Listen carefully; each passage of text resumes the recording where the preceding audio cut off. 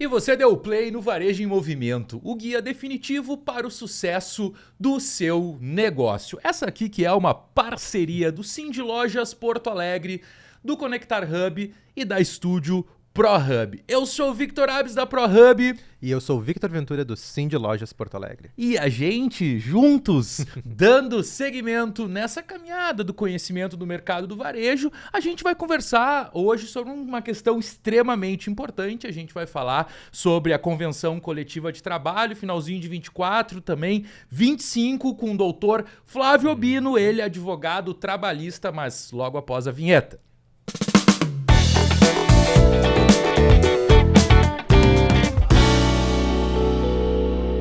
E agora, então, estamos de volta. Doutor Flávio, muito obrigado pela presença. Seja muito bem-vindo de novo, né? Em condições e momentos, graças a Deus, melhores, né, doutor Flávio? Bem diferente do encontro anterior, mas sempre uma satisfação estar contigo, agora acompanhado por outro Vitor, ou o Vitor. Os dois são Victor, mas qual é o outro? Não sei. Não vou entrar nessa discussão de... Os dois respondem. Tá. Os dois respondem. Se tu disser, falava Victor, os dois vão dizer estamos aqui. E a gente... Eu queria, na verdade, antes da gente falar sobre alterações, Victor, Isso, e aí boa. é uma parte muito mais tua, o Victor Pode é deixar, um dos pode entendedores. Eu queria entender um pouco como funciona esse processo, sabe? Até para os varejistas, para a galera que está em casa, que não vive muito esse mundo, mas que acaba vivendo as consequências do que foi discutido e assinado aqui. Como é que funciona o processo de elaboração e discussão dessa convenção? Nós temos que lembrar que todo trabalhador brasileiro ele é protegido por uma norma, que é, na verdade, uma consolidação de regras, de artigos, que é a CLT, a Consolidação das Leis do Trabalho. Todo empregado vai ter a proteção da CLT. Mas, além da CLT, se abre um espaço para o que a gente chama de negociações coletivas categoriais. Cada categoria tem as suas particularidades. O comerciário, o industriário, o bancário tem as suas particularidades. E essas particularidades, que não são detalhadas na legislação trabalhista, são construídas através de um procedimento que é a negociação coletiva. A gente diz que o sindicato apresenta a categoria, ou seja, o sindicato é a categoria. Autorizado pela assembleia da categoria, um sindicato, e no nosso caso o Cindy Lojas, autorizado pelos lojistas de Porto Alegre, ele negocia condições com o Sindicato dos Comerciários de Porto Alegre. Nessa negociação, nós temos vantagens para os dois lados, é uma relação de troca. Então, quando comparado com a CLT, vão ter regras na convenção coletiva que foram flexibilizadas, porque na categoria comerciário e para os lojistas é melhor que essa regra não seja aplicada. Em contrapartida, outras que não protegem o todo dos trabalhadores são negociadas nessa convenção coletiva de trabalho. E aqui nós temos uma particularidade da nossa negociação específica dos lojistas do comércio de Porto Alegre. Além da convenção coletiva de trabalho, nós também negociamos um acordo coletivo de trabalho. É um acordo padrão, mas que as empresas e os empregados podem constituindo regras específicas da empresa. Então a gente tem a lei geral, tem a convenção, que é da categoria, e tem o acordo, que é daquele micro-universo de trabalhadores de uma empresa, né? E em cada uma dessas regras, elas são lei entre as partes. Mas o acordo vai preferir a convenção e a convenção vai preferir a lei. Se tivermos regras diferentes, vai sempre prevalecer o que for mais específico, mais próximo da empresa e dos seus empregados. O acordo, a convenção e depois a lei. Esse é o procedimento. Então, autorizado pelas assembleias, os dirigentes sindicais, as comissões de negociação, montadas por empregados e por empresas, se reúnem e aí é um processo de troca, de argumentação, de convencimento, em que as partes buscam, então, consertar, construir juntas, né? O que é melhor para o todo da categoria, sem olhar para uma cláusula específica, olhar o todo que é negociado. Mas meio que já tem uma base, assim, né? Deve ter uma base sólida, que já foi acertada e muito bem apertada as mãos, e são pequenos detalhes que são reavaliados e repensados juntos, ano a ano? Tá perfeito, né? Se fala em renovação da convenção coletiva. Então, se eu tenho lá todo um clausulamento, 80 cláusulas, a negociação não vai se centrar em rediscutir as 80 cláusulas que, como tu dissesse, no histórico de 50 anos de negociação, elas foram construídas mas essa é uma outra vantagem da negociação coletiva. Enquanto a lei, a CLT, te engessa, a negociação coletiva, a qualquer momento eu posso adaptar a cláusula. E posso adaptar a realidades. Por exemplo, teletrabalho, há 10 anos atrás, não estaria na mesa de negociação. Durante a pandemia, o teletrabalho foi regrado e hoje ele é uma realidade. E tem todo um detalhamento do teletrabalho para as empresas do comércio de Porto Alegre. E são várias as alterações que ocorrem na relação de trabalho, na relação dos lojistas e dos empregados em sociedade que nos chamam a construir cláusulas. Uma das cláusulas que foram construídas esse ano é uma novidade, que não se cogitava em falar há 3 anos atrás, que é um tratamento diferenciado para o autista. Que coisa. Convencer, né, a população e convencer os lojistas e convencer os empregados de que aqueles que sofrem o espectro autista têm que ter um tratamento diferente, sejam eles empregados ou consumidores. E hoje nós temos uma cláusula que foi negociada esse ano de um compromisso entre o Sindicato dos Trabalhadores e o Sindicato Empresarial para capacitar, democratizar informações a respeito disso, para que as nossas lojas estejam preparadas para uma realidade que já existia e que não se enxergava. Mas hoje, com um olhar social que as entidades sindicais têm, também se construiu uma regra especificamente para essa população. Que legal, né, Vitor? Isso, e acho que um dos melhores exemplos que o Dr. Obino trouxe agora da questão da flexibilidade foi durante as enchentes. Nós tivemos, né, uma convenção, um acordo emergencial, flexibilizando para as empresas poderem manter o emprego dos funcionários e, né, manterem suas portas abertas, e também para os empregados poderem manter, né, o seu trabalho.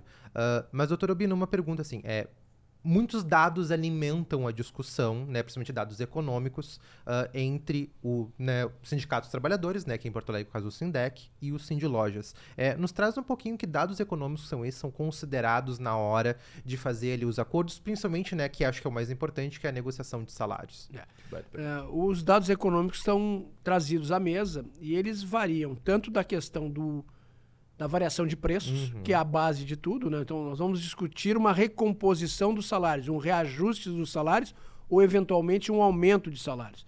Qual o índice que vai nortear essa negociação? Há muito tempo se elegeu o INPC, porque é aquele custo que melhor reflete o custo dos comerciários e de suas famílias.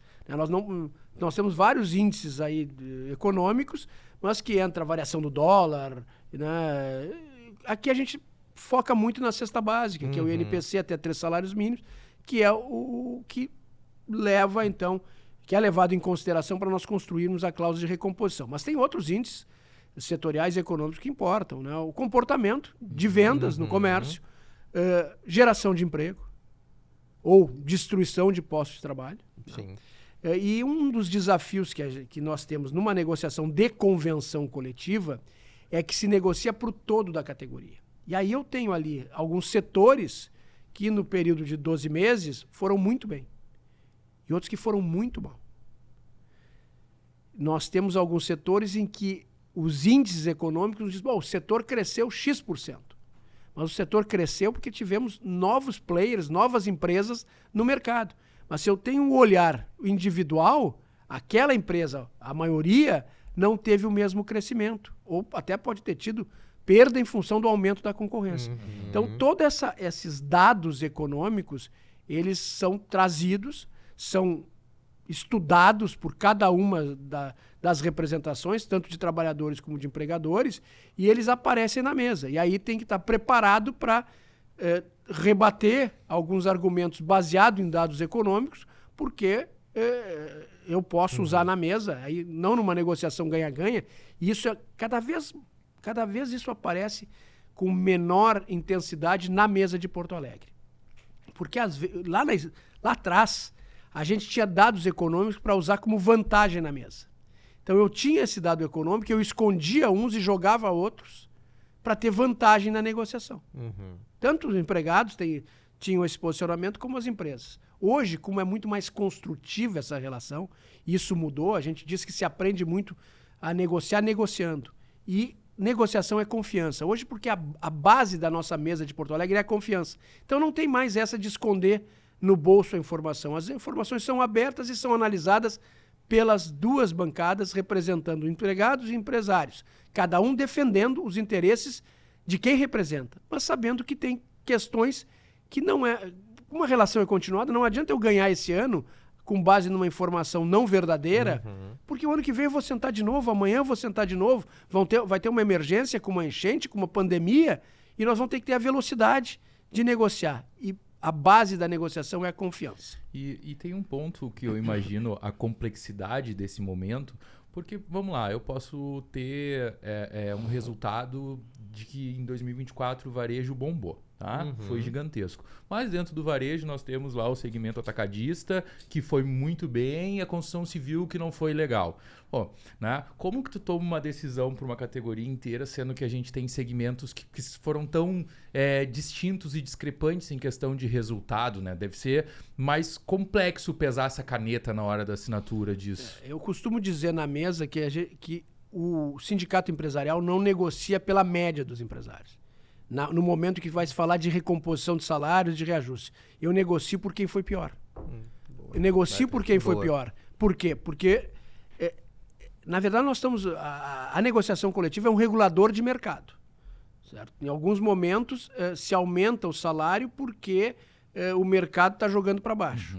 E em outras situações, é um regulador de mercado ao contrário. Olha, eu preciso dar fôlego para essa empresa, para esse setor, para que ele sobreviva e continue mantendo empregos e gerando empregos futuros. Então, na negociação, muitas vezes a gente fala não pela média, mas por quem não consegue suportar um reajuste, uma cláusula nova com repercussão econômica. E, doutor Urbino, acho que uma das coisas mais interessantes da mesa de negociação aqui em Porto Alegre é que ela é coletiva no sentido que tem outros sindicatos também participando, representando os empresários na relação com os trabalhadores. Explica um pouquinho como é que se dá essa organização de chamar esses sindicatos à mesa e qual é que é a principal vantagem de negociar em bloco. Isso eu posso falar porque, vou falar 30 anos atrás, estou sendo até meio econômico nos 30, vamos falar mais, então uns 40 anos atrás, quando eu comecei a negociar, e não só em Porto Alegre, mas em todo o Brasil, em mesas de negociações que eu sentava, o Sindicato dos Empregados normalmente ele é um único sindicato de empregados do comércio. E as atividades empresariais estão distribuídas em vários sindicatos. Farmácias, veículos, peças para veículos, material óptico, supermercados, atacadistas dos mais variados setores, atacadistas de gêneros alimentícios, atacadistas de farmácia, atacadistas de produtos químicos, são vários sindicatos. E nós chegávamos na mesa de negociação lá num período que era esse de tirar vantagem, que cada vez mais ele some das mesas de negociações. A negociação hoje é muito mais ganha-ganha do que ganha-perde, como era no passado. Mas naqueles momentos, o que acontecia? O Sindicato dos Empregados negociava, vou pegar um exemplo, com supermercados, e botava a garantia salarial, o piso do comissionado, lá em cima. Não tinha problema para eles, não tinham comissionado. E já os lojistas aqui botavam um salário alto para o empacotador. E não tinha empacotador, e não tinha reflexo nenhum. Só que o Sindicato dos Empregados vinha na mesa e dizia para mim, mas como é que não vai pagar isso para os comissionistas se o outro sindicato pagou? Como é que não vai pagar isso para o empacotador se o outro sindicato pagou? E aqui em Porto Alegre nós resolvemos, então, mudar a forma de negociar para não ter esse tipo de, vamos chamar assim, chantagem na mesa. E nós passamos a atuar como um bloco monolítico. 13 sindicatos empresariais sentam na mesa junto com o Sindicato dos Empregados. E aqui há um compromisso. Só fecha quando todos fecharem. A mesa é uma, mas as convenções são diferentes. E se eventualmente um só ou dois não conseguirem acompanhar a mesa, eles vão liberar os demais. Se não liberarem, mesmo que a gente já tenha resolvido, nós não fechamos a convenção.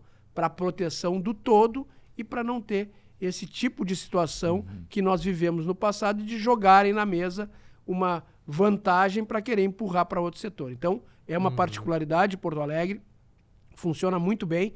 Em outros municípios aqui a gente tenta fazer isso, a Fé Comércio, inclusive, busca esse espelho do Cindilojas Porto Alegre para desdobrar, para espelhar no resto do estado, mas tem dificuldade. Sim. Aqui nós construímos há 40 anos isso e funciona muito bem, tanto para o movimento empresarial como dos empregados, né? Porque essa relação de confiança tem feito que nesses 40 anos, nessas renovações anuais, nós nunca termos uma negociação frustrada. Nunca precisamos ter uma intervenção da Justiça do Trabalho fixando condições de trabalho e salário para os comerciários e comerciantes de Porto Alegre, porque se construiu sempre uma convenção coletiva. No passado, muito complicado, né? Nós tivemos greves, era muito ligado a uma questão. Por que isso diminuiu, doutor? Por que a gente quase não vê hoje isso? Não, tem vários fatores. No comércio tem um que é a grande bandeira dos comerciários, quando eu comecei, era o sábado inglês. Vocês nem têm ideia do que é sábado inglês. Perdi aqui. As lojas não funcionavam à tarde. Funcionavam só pela manhã. E se dizia que era sábado inglês, porque na Inglaterra o modelo era esse, de trabalhar até o meio-dia, depois sábado não se trabalhava. E domingo também não se trabalhava, e muito menos em feriado. Então, no comércio de Porto Alegre era assim, né? Então, quando eu comecei a atuar, vocês imaginem que a população, a partir de sábado à tarde, não tinha lojas para frequentar. Supermercados ainda funcionavam sábado o dia todo, mas domingo era complicado ter um supermercado, tinha um açouguezinho, era assim que funcionava. Então, essa questão foi a mais conflituosa entre as entidades, foi a de estender o funcionamento. Então, o sábado inglês era uma batalha na Câmara de Vereadores, que era uma regulamentação pelos vereadores de liberar ou não o funcionamento do comércio à tarde. E depois nós tivemos o domingo, não. Não se admitia que trabalhassem no domingo no comércio. E isso era uma guerra mesmo, que as empresas precisavam do domingo, a população reclamava e o sindicato queria ficar preso a um passado de não trabalhar. Foi muito difícil conseguir trabalhar em domingos em Porto Alegre. Nós tivemos questões judiciais aí, leis que foram adotadas pela Câmara de Vereadores proibindo que se conseguiu. E depois o feriado, né? O feriado também foi o último ponto aí de conflito grande entre as entidades. Eu acho que depois que se afastou isso, que o domingo passou a ser um dia normal de trabalho, nem vou falar de sábado à tarde, né? Que o feriado também se negocia e se consegue atingir um resultado, mudou. Mas tinha uma questão muito política também, que hoje não existe mais. A política do Sindicato dos Empregados é voltada para buscar conquista para os comerciários. Não pensar que é importante, né, a luta política, a luta ideológica, mas ela não deve se fazer na mesa de negociação. E era muito complicado. Eu me lembro de um programa de rádio, né, porque eu conto sempre essa história, né, era na Rádio Gaúcha e comandado pelo Lazier Martins. E eu estava representando o Cindilojas e o Luiz Carlos Barbosa representando o Sindicato dos Empregados. Ele hoje ainda está na diretoria, mas ele era o presidente na época, e era uma dessas discussões. Nós ficamos 10 minutos batendo boca na rádio, o Lazier não conseguia falar, porque esse era o clima da relação entre as entidades sindicais. Hoje é inimaginável isso, né? Sim. Mas era bate-boca mesmo. Nós tínhamos greve, nós tínhamos caminhão de som que colocava na frente de loja para não vender. Amanhecia um dia aqui no centro, na Rua da Praia, todas as cortinas estavam com super bonder para não conseguir abrir. Mas é outro mundo. É um mundo que hoje, e até pela mudança das novas gerações, que não vão aceitar nunca esse tipo de estratagema que seja, para buscar uma vantagem categorial que seja. Então mudou muito. E ainda bem que mudamos para melhor. Que bom que evoluiu. Isso aí. Doutor Urbino, acho que a gente já pode começar, então, passar as partes aí nova convenção e futuro acordo. Acho que tem um ponto essencial, que é a grande novidade deste ano também, que foi a questão das enchentes. Nós tivemos uma enchente, nós tivemos principalmente por parte dos lojistas também uma cobrança de que, né, a convenção pudesse refletir isso. Para os lojistas daqui de Porto Alegre, né, principalmente, que foram atingidos pela enchente, o que eles podem esperar da convenção? Nós tivemos aquelas negociações emergenciais que possibilitaram uma série de medidas. A gente já falava naquela oportunidade de um cardápio, né, de alternativas para as empresas, os empregados, para preservar empregos. Isso se conseguiu. Né? Nessa negociação, e aí nós vamos voltar àquela... Nós não negociamos pela média, não negociamos pelo todo, a gente tem que enxergar algumas particularidades. Nesse caso específico das empresas que ainda têm dificuldade na operacionalização, ainda não se recuperaram e vão levar um tempo ainda para se recuperar, nós conseguimos dar um tratamento diferenciado agora no momento do reajuste salarial e que reflete no 13º salário. O fim do ano é complicado, né? Mesmo que tenha um aumento de vendas, eu aumento o meu número de empregados, eu tenho um gasto maior, que é o 13º salário, pago em novembro e dezembro. Né? O que nós conseguimos na construção com o Sindicato dos Empregados? Se estabeleceu uma recomposição de salários, que é a mesma para todos os empregados e para todas as empresas, nós negociamos em 5%. Então, os salários, vamos imaginar o salário de novembro de 23 vai sofrer um reajuste de 5% e nós vamos encontrar o salário de novembro de 24. Para as empresas que estavam na mancha, né, que são aquelas georreferenciadas, que foram identificadas, não as empresas, mas os estabelecimentos, que eu posso ter 3 estabelecimentos e apenas um está na mancha, essas empresas, todas as diferenças do reajuste em novembro e dezembro, e inclusive no 13º salário, não vão ser pagas como salários, vão ser pagas como um abono em separado, sem reflexos. Ou seja, vai ter um custo menor para a empresa, porque não vai ter a natureza salarial, e para o empregado também vai ter um custo maior, porque ele não vai ter retenção de INSS e fundo de garantia. Então, se fez esse tratamento, não é uma grande medida, não vai mudar a realidade dessas empresas, mas é mais uma ajuda que conseguimos construir na mesa para as empresas do georreferenciamento. Então, eu já falei, o reajuste é 5%. Nós não temos ainda o INPC, que é o nosso parâmetro econômico, que deve ficar entre 4,45, 4,5, podemos até errar. Então, tem um ganho real, né, nos salários dos empregados no comércio. Né? No comércio já vinham sendo concedidos aí em todo o Brasil esses ganhos e agora se foi possível dar esse reajuste de 5% que engloba um ganho real. Nos pisos, que é a garantia salarial, ou seja, o mínimo que pode perceber um comerciário de Porto Alegre, nesse caso aí o ganho é um pouco maior. É a inflação, que a gente ainda não tem, o INPC, mais 1% de ganho real nos pisos.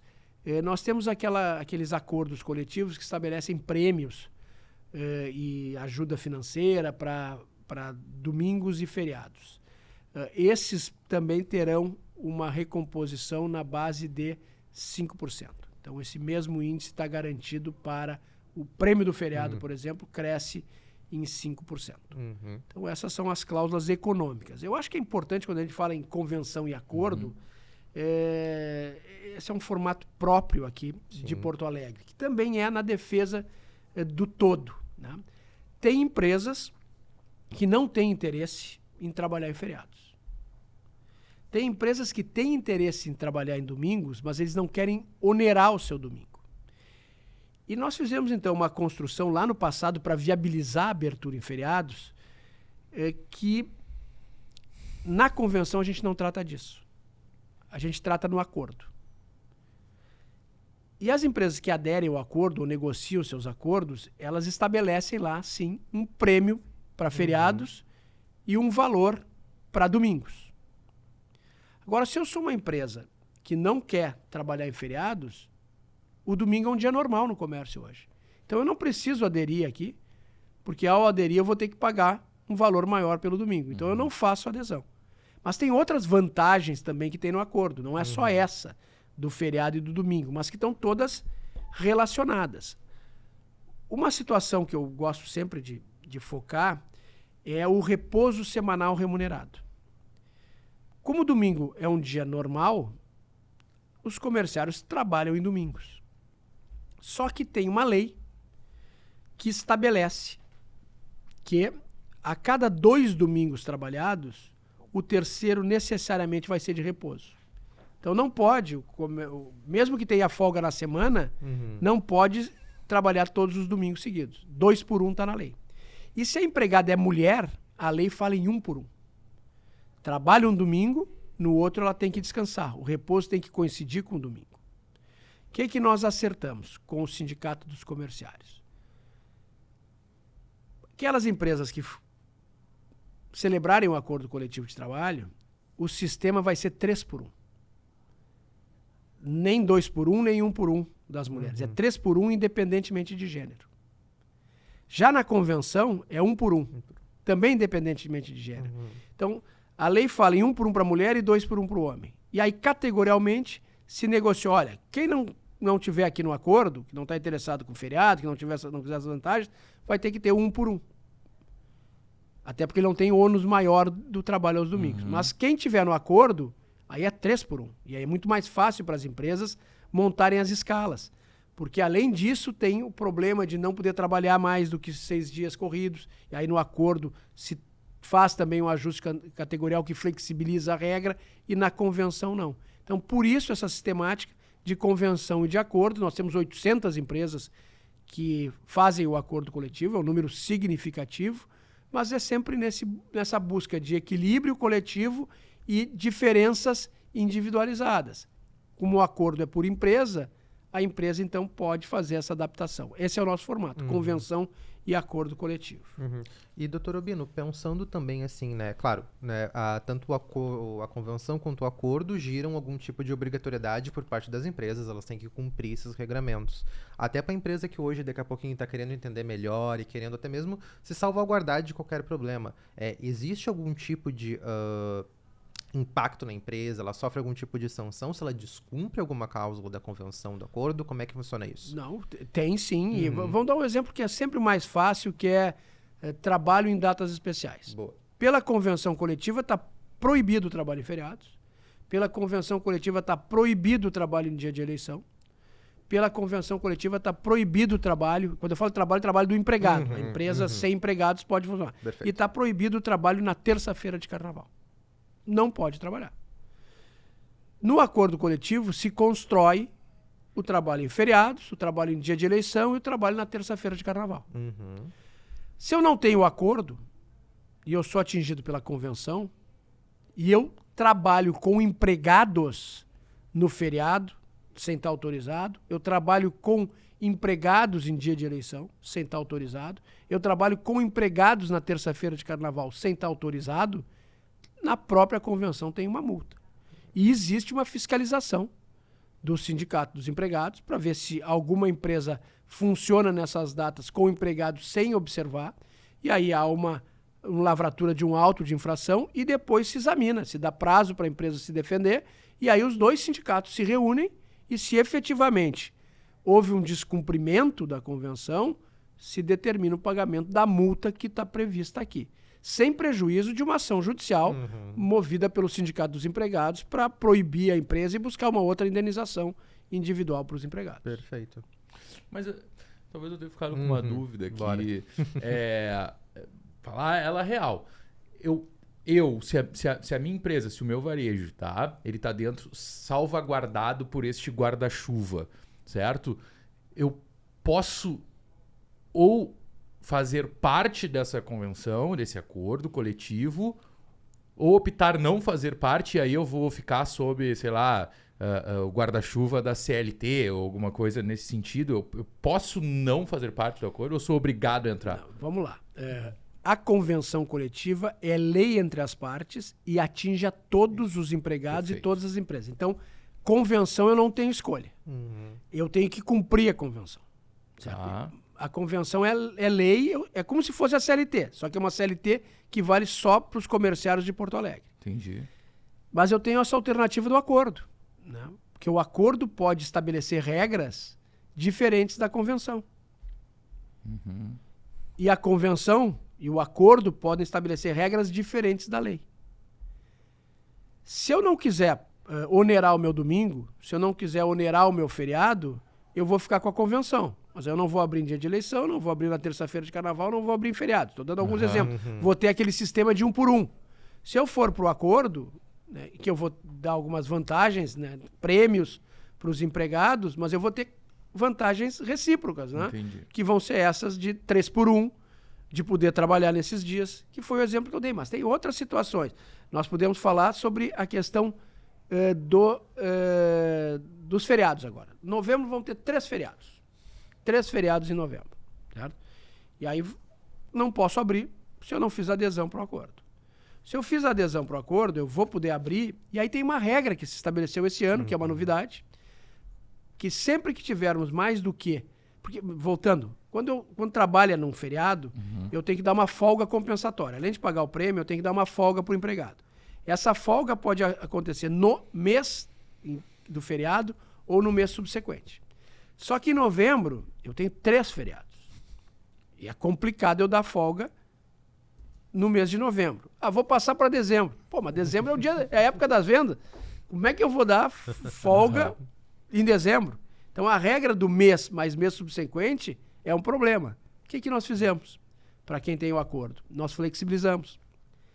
Eu, empresa, posso não dar uma dessas folgas compensatórias e aí eu vou indenizar isso. Além do prêmio que ganha pelo feriado, eu vou pagar ainda 1/30, vamos dizer assim, que é o dia de salário. Vou pagar 100% mais o prêmio como indenização e não vou dar folga. Então, isso nós construímos também no acordo coletivo de trabalho. Tem uma outra novidade esse ano. Vamos falar das novidades, né? Isso aí. Que é questão de férias. O que diz lá a CLT? Eu não posso iniciar férias nos 2 dias que antecedem o repouso semanal remunerado, imaginar o domingo ou o sábado, o domingo em tese, e não posso nos 2 dias que antecedem feriado. 25 de dezembro, feriado.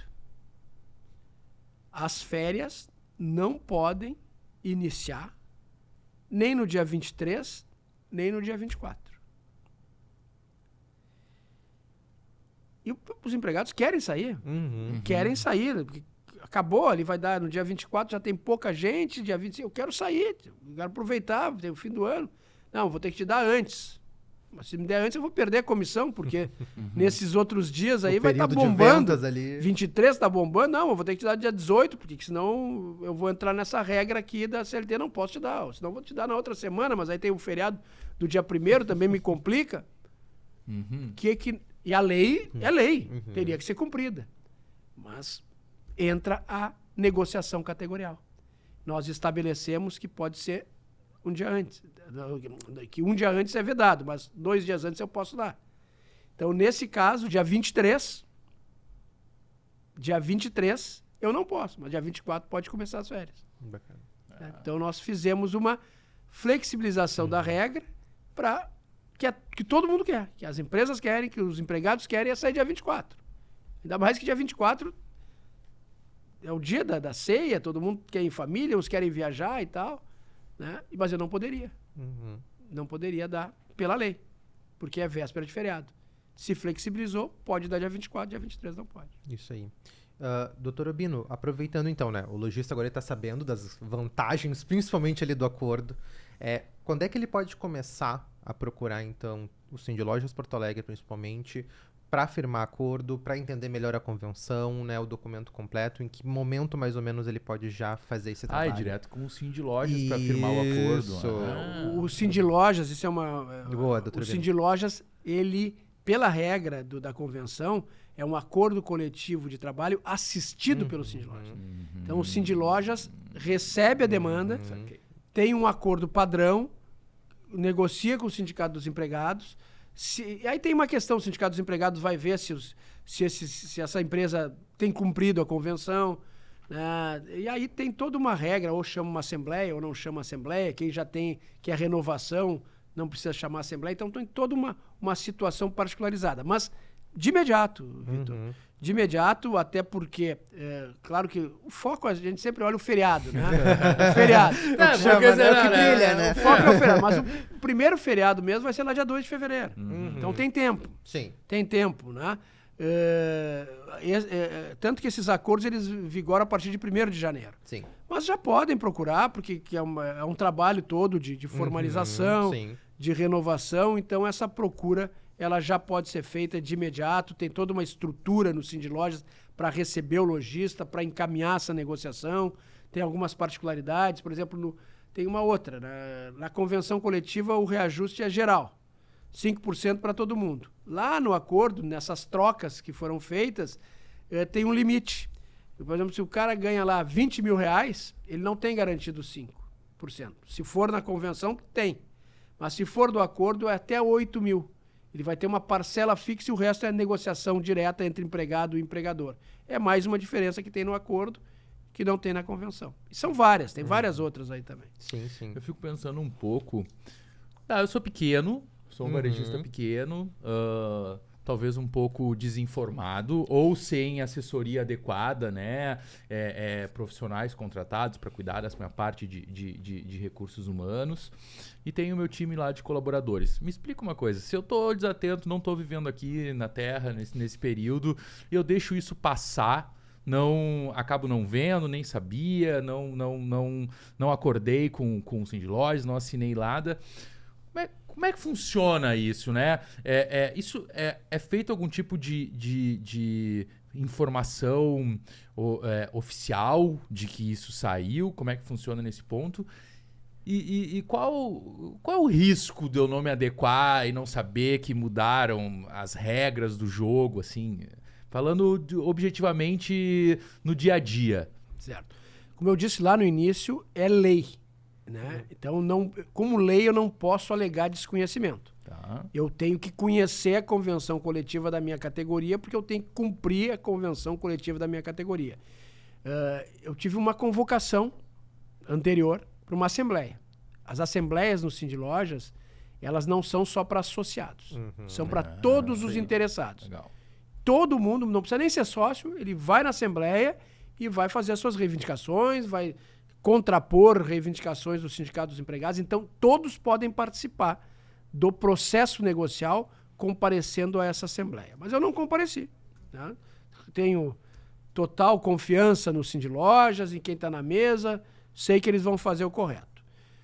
Lá no passado, a gente mandava uma circular para todos os representados com a convenção coletiva de trabalho. No mundo de hoje não se faz mais isso. Mas nós temos o sistema mediador. Isso é um sistema, é um banco de dados do Ministério do Trabalho. Aberto, qualquer um pode entrar lá e ver se tem uma convenção do Sindlojas registrada.